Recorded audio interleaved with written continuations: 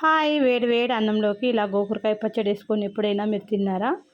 తినకపోతే ఈ వీడియోలో అయితే చూసేయండి. ముందుగా అయితే ఈ గోకరకాయ పచ్చడి చేసుకోవడం చాలా ఈజీ. దీనికి వేయించిన పల్లీలు, అలాగే పచ్చిమిర్చి, 2 ఉల్లిగడ్డలు, కొంచెం రుచి తగినంత ఉప్పు, కొంచెం అంటే ఒక స్పూన్ జీలకర్ర అండి సరిపోతుంది. అన్ని పచ్చివే. గోకరకాయ ఇవైతే పావు కిలో అయితే తీసుకోవాలి. వీటిని కడిగి శుభ్రంగా ఇలా ఒలుచుకోవాలి. వీటన్నిటిని కూడా రోట్లో వేసుకొని మంచిగా ఒక ముక్క దంచుకోవాలన్నమాట.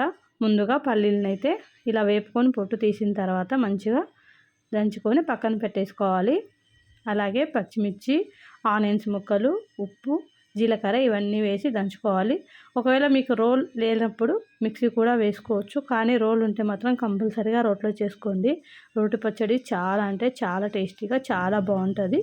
ఇది వేడి వేడి అన్నంలోకి అలాగే చపాతీలోకి చాలా బాగుంటుంది. అసలు ఇలా ఈ విధంగా నేను చూపించిన విధంగా అయితే ఒక్క ముక్కగా దంచుకొని పక్కకు తీసుకొని ఒక కడాయి అయితే తీసుకోవాలి. అందులో డైరెక్ట్గా వేసేసి కొంచెం వాటర్ వేసి దీన్ని మెత్తగా ఉడకబెట్టుకోవాలి. మరి ఎక్కువ కాదండి, మునిగేంత వరకు వాటర్ వేసుకొని మగ్గించుకుంటే సరిపోతుంది. మధ్య మధ్యలో చూస్తూ ఉండాలి వాటర్ ఉన్నాయా లేవా అనేసి. మంట చిమ్ముగా పెట్టుకొని మనమైతే ఇవి చేసుకోవాలి. టేస్ట్ మాత్రం సూపర్గా ఉంటుంది. అసలు గోకరకాయ మా సైడ్ అయితే గోకరకాయ అనమండి, దీన్ని మట్టికాయ అంటాము. హైదరాబాద్కు వచ్చిన కొత్తల్లో నాకు అసలు గోకరకాయ అంటే ఏంటో కూడా తెలియదు. గోకరకాయ అంటే అదేదో అనుకున్నా. అసలు మట్టికాయ అని అంగటికాడికి పోయి అడిగితే వాళ్ళు ఇలా వింతగా చూసేటోళ్ళు.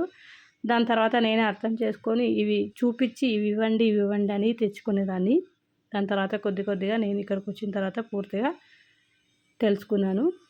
ఇక్కడ రుచికి తగినంత ఉప్పు అయితే కొద్దిగా చూసుకొని వేసుకోవాలి. అలాగే ఒక స్పూన్ పసుపు అయితే వేసుకొని నీళ్ళని ఇంకిపోయిన తర్వాత మనము ముందుగా పొడి దంచి పెట్టుకున్నాం కదా పల్లీల పొడి, అదైతే ఇందులో యాడ్ చేసుకోవాలి.